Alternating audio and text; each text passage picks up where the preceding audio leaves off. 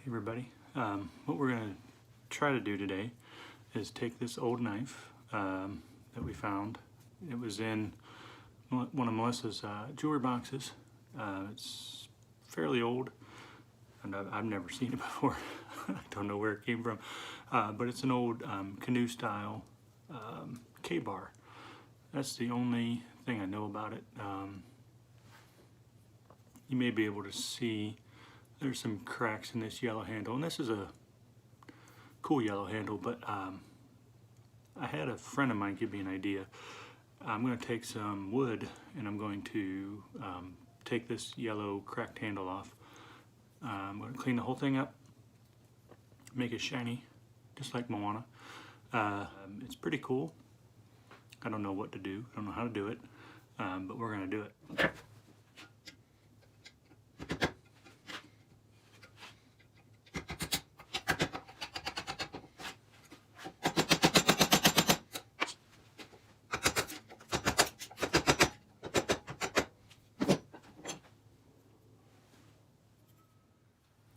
So we got the yellow handle pieces off. Some of the rivets came with the handle, some of them stayed in the knife. We're just taking this file and taking the rivets down because we're going to use epoxy to attach the wood to the back to the knife. So these are coming off pretty easy, and we'll get them flush, and then we'll start cleaning it up, making it ready to put the wood piece on and start fitting that up.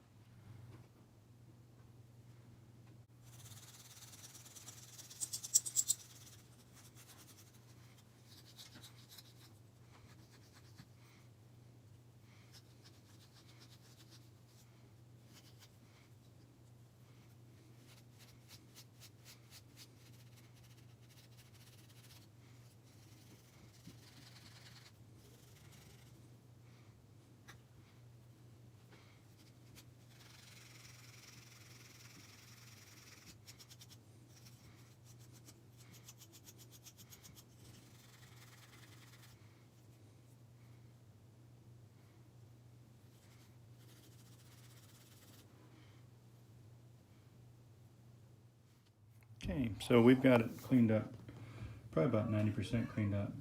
Sandpaper, steel wool file, different things. So that's what we end up with right there. Very shiny.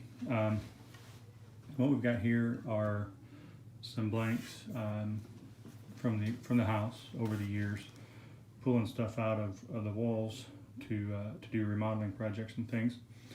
And so they were hardwood 2x4s. The house was built in the early 1900s, and so I kept these and I milled them down to usable. Kind of cool here. You can see nail holes from lath, where it was nailed in, plaster and lath. Anyhow, I went digging through the stack, and I think I like this one the most. I mean, just this character grain. Now the part is, of course, we're only going to need very little pieces, so I'm going to try to capture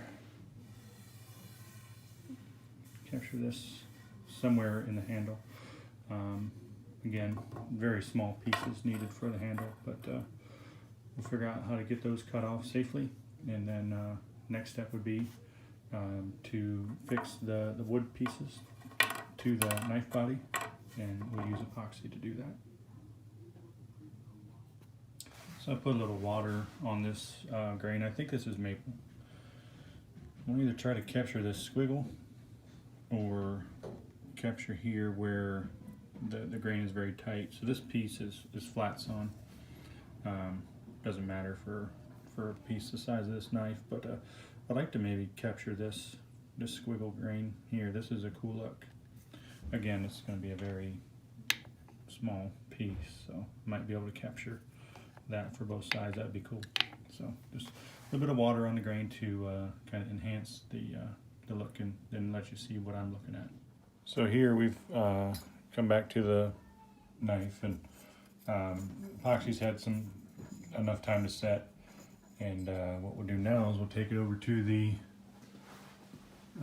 drill press that has a sanding drum chucked into it, and we will probably close, well, I don't know if we'll close the blades and leave them open, but we'll take off a lot of this material. See, we are significantly wider than we need to be, and we also have we're proud on the top and a little bit on the bottom. So we'll use the drum sander that's mounted to the drill press, and we'll get her going.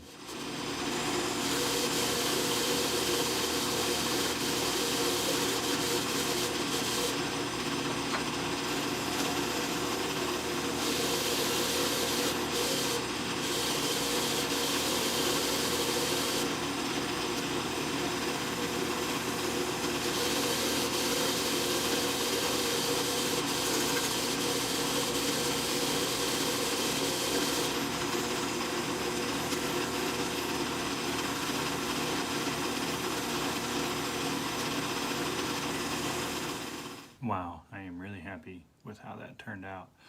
I was able to capture a little bit of the wavy grain. It'll show better when I got some stain. Another thing that I did here was I left it kind of perfectly imperfect. I didn't worry about getting it down to absolutely flat. I like that character of it. So what we'll do now is we have a little bit of epoxy to clean out in here in the knife bed that leaked past and I didn't catch it in time. So what we'll do is we'll clean that epoxy out, and then we will put some stain on the wood. I think it's going to look really cool.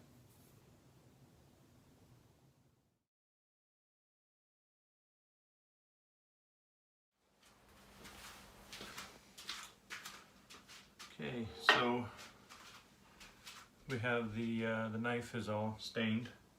Still need to put the polyurethane on, but I decided that I wanted to sharpen it first. So I went out to the garage and couldn't find the whetstone I was looking for, but I found the whetstone that I could find. So this is a 2-blader, pretty small blades, really.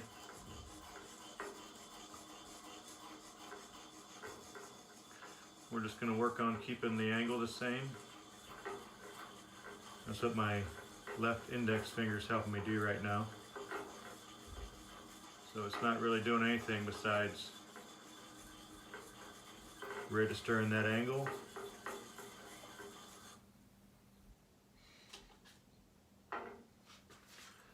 And we'll do the opposite, and the same thing on the opposite side.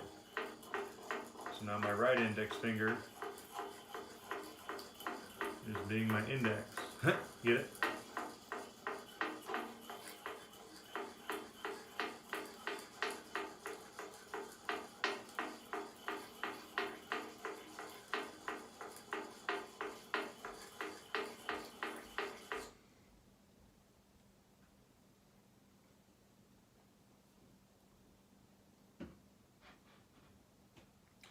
This blade was really dull, so this might take a while.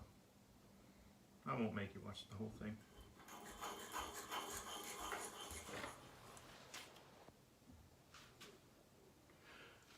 Okay, doesn't show very well in this light, but knife's done.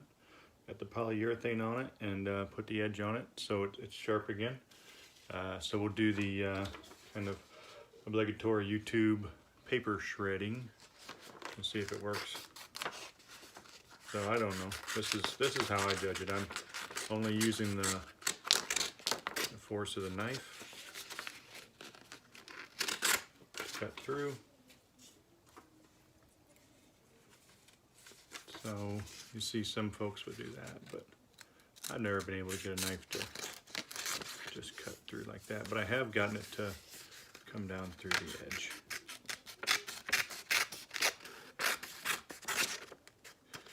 Anyway, so that was putting some new life into an old knife, an old K-bar that my wife found in her jewelry box. Have no idea where it came from, but it had some broken old plastic handles, and we put new old wood handles on, put an edge on it, cleaned it up, and had a lot of fun doing it. So get out there and do it. If you find an old pocket knife or something at a yard sale or in a box, you know, this whole project cost me $8 for the epoxy. So you could do a lot of this stuff by hand. So get out there and do it. I hope you have fun. Hope you enjoyed the video. Thanks for watching.